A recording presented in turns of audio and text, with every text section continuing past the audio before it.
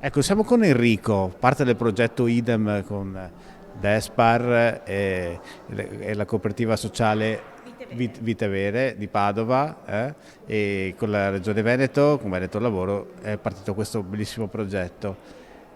Enrico, parlaci un po' della tua attività.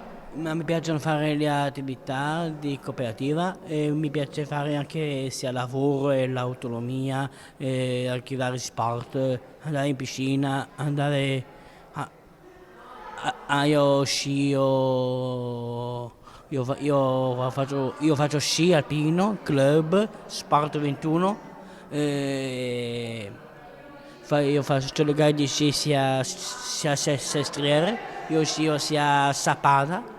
E io scio da bambino da 5 anni, adesso sono andato fino a 30 anni, adesso imparo a sciare, a mettere la tuta, il casco e i pantaloni. Ma come ti sei trovato con questo progetto lavorativo? Allora, questo progetto IDEM sono trovato bene e dell'iniziativa nel 2020 dentro della pandemia dal mese di novembre e quello c'erano le mascherine, i tamponi, i vaccini.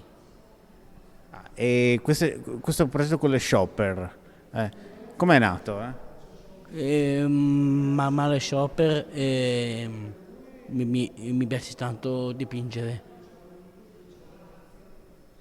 Qual è il tuo artista preferito? Cosa, scusi? Il tuo artista preferito, quello cui ti ispiri? Mondrian.